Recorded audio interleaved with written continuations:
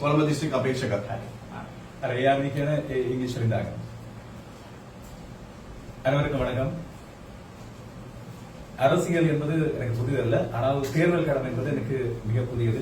இதன் அடிப்படையில் கொழும்பு மாவட்டத்தில் ஜனநாயக மக்கள் முன்னணியின் தமிழ் முற்போக்கு கூட்டணியின் இரண்டாவது வேட்பாளராக போட்டியிட எனக்கான அழைப்பை விடுத்து அதற்கான வாய்ப்பை வழங்கிய இந்த கூட்டணியின் தலைவர் திரு மனோ கணேசன் அவர்களுக்கும் பொதுச் செயலாளர் என்னுடைய நண்பர் ஊடகத்தில் மிக நீண்ட காலமாக என்னோடு சேர்ந்து பயணித்திருந்த முருகேசு பரணிதரன் அவர்களுக்கும் இப்போது இந்த கூட்டணியின் பொதுச் செயலாளராக இருக்கின்ற பரணிதரன் அவர்களுக்கும் மனமார்ந்த நன்றிகளை தெரிவித்துக் கொண்டு இங்கே இருக்கின்ற கட்சியின் சிரேஷ்ட உறுப்பினர்கள் அப்போது கூட்டணியின் அங்கத்தவர்கள் அத்தனை பேருக்கும் பொதுமக்களுக்கும் என்னுடைய அன்பார்ந்த வணக்கங்களை தெரிவித்துக் கொள்கிறேன். இது ஒரு காலத்தின் தேவை அறிந்து எடுக்கப்பட்ட ஒரு முடிவாக நான் கருதுகிறேன். குறிப்பாக அன்புக்குரிய மனோ கணேசன் மனோ அண்ணா அவர்கள் என்னுடைய சிறு வயதிலிருந்து நான் கொழும்பில் வாழ ஆரம்பித்த இந்த காலத்திலிருந்து தொடர்ச்சியாக எவ்வாறு தமிழ் மக்களுக்கான இங்கே கொழும்பிலே வாழ்கின்ற பல்லினத்துவம் சார்ந்த மக்களுக்கான போராட்டங்களை முன்னெடுத்தார், பல இடங்களில் தனிநபராக அவர் போராடி கொண்டிருந்தார் என்பதை தொடர்ச்சியாக அவதானித்தார்.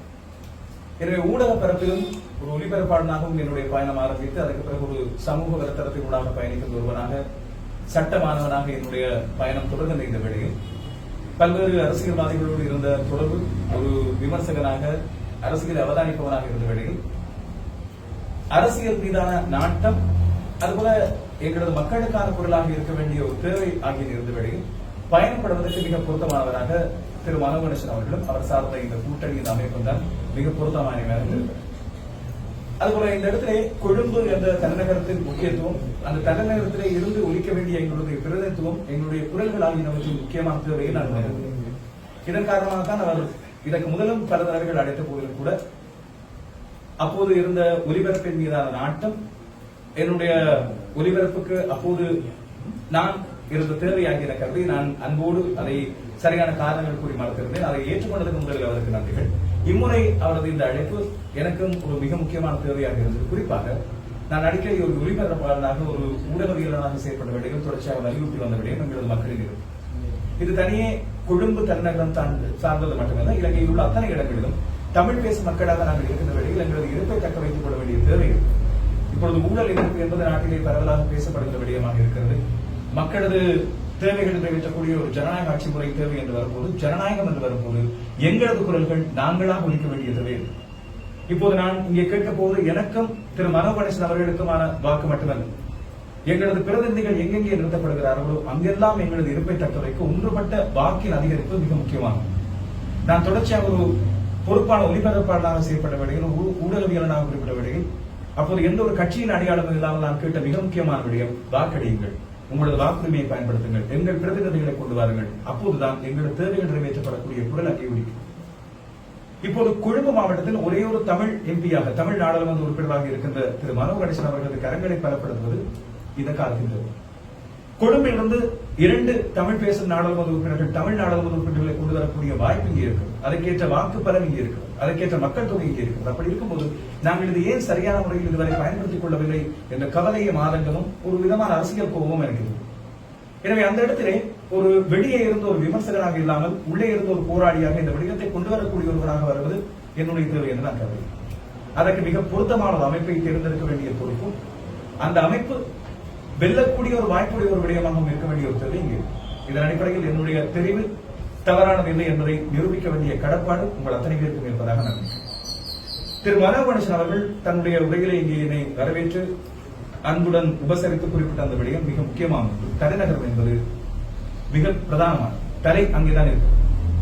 எனவே ஒரு நாட்டின் தலையாக இருந்து நாட்டின் தலைவிதியை தீர்மானிக்கக்கூடிய இடத்திலே நாங்கள் எங்களது தலைவிதியை தீர்மானிப்பவர்களாக இருக்கும் போது எங்களது குரல்கள் நாடாளுமன்றத்தில் ஒலிக்க வேண்டும். இப்போது புதிய அரசாங்கத்தின் மீது மக்களது நம்பிக்கை இருக்கிறது. ஆனால் அது ஜனாதிபதி தேர்தல். நாடாளுமன்ற தேர்தல் என்று வரும்போது யார் உங்கள் பிரதிநிதிகள், யார் எங்கள் பிரதிநிதிகள், யார் எங்களை அங்கே பிரதிநிதித்துவம் செய்ய வேண்டியவர்கள் என்பதை நிலைநிறுத்த வேண்டிய தேவை ஒன்று இருக்கு.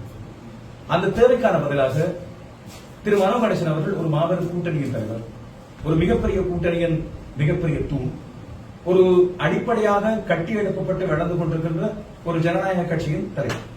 அப்படி இருக்கும்போது அவரது தேவையோடு சேர்ந்து பயணிக்கக்கூடிய, அவரது இரண்டாவது குரலாக இருக்கக்கூடிய ஒரு வாய்ப்பு இன்னொருவருக்கு கொடுத்திருந்து வழங்கப்பட வேண்டும் அது நானாக இருப்பேன் என்ற நம்பிக்கை உங்களுக்கு இருக்கும் பட்சத்தில் என்னையும் சேர்த்தே தெரிவு செய்ய வேண்டிய ஒரு கடமையும் கடப்பாடும் உங்களுக்கு இருப்பதாக நான் இங்கே அதை இனி சொற்களில் இல்லாமல் செயலில் கொண்டு வர வேண்டிய தேவை. இத்தனை காலமும் என்னுடைய இந்த குரல் வழியாக உங்களுக்கு ஒளிபரப்பினூடாக காணொலிகள் உண்டாக வந்த அந்த விடயத்தை மக்களது நலன் சார்ந்த ஒரு மக்கள் மன்றத்திலிருந்து ஒலிக்கக்கூடிய ஒரு வாய்ப்பை எனக்கு ஏற்படுத்தி தர வேண்டிய ஒரு அன்பும் கடமையும் உங்களுக்கு இருப்பதாக நான் கருதுகிறேன். இங்கே எனக்கு அருகில் 2 பக்கம் இருக்கின்ற இவர்கள் கூட தங்கள் மாவட்டங்களின் குரல்களாக உங்களுக்கு வர வேண்டியது. இந்த மக்கள் பிரதிநிதிகள் அங்கே மன்றத்தில் அதிகரிக்கும் போது எங்களது பலம் அதிகம், எங்களது மக்களின் குரலின் பலம் அதிகம், எங்களது மொழிக்கான தேவை, எங்களது இனத்துக்கான சேவை ஆகியன மிக அதிகம். அதையும் மனதிலே கொண்டு இது என்னுடைய ஆர்வமாக இங்கே இருக்கட்டும். இந்த நல்ல ஆரம்பத்தை வழங்கிய அனைவருக்கு மனமார்ந்த நன்றிகள். திரு மனோகணேசன் அவர்கள், திரு பரவிதரன் அவர்கள், அதுபோல இங்கே இருக்கிற சிரேஷ்ட உறுப்பினர்கள் அத்தனை பேரின் துணையோடு உங்களது ஆதரவோடு இந்த பயணம் தொடரும் வெற்றிகரமாக கொழும்பு மாவட்டத்தில் எங்களது குரல்கள் ஒழிக்க இங்கே ஐக்கிய மக்கள் கூட்டணியின் தொலைபேசி சின்னத்திலே போட்டியிடப் போகின்ற 2 வேட்பாளர்களுக்கும் உங்களது வெற்றியை நீங்கள் அள்ளி வழங்க வேண்டும் என்று அன்போடு உரிமையோடு கேட்டுக் கொள்கிறேன். இந்த இடத்திலே தொடர்ச்சியாக எங்களது இந்த பயணம் ஜனநாயக அடிப்படையில் மக்களுக்கு குரல்களாக ஒலிக்க வேண்டிய அந்த தேவையின் கடப்பாட்டை தயவு செய்து நீங்கள் மட்டும் உணர்ந்து கொண்டு நிற்காமல் உங்களது அன்புக்குரிய அத்தனை பேர் இதை சரியான முறையில் எடுத்து எண்ணுங்கள். இது மிக முக்கியமான ஒரு காலத்தின் தேவை.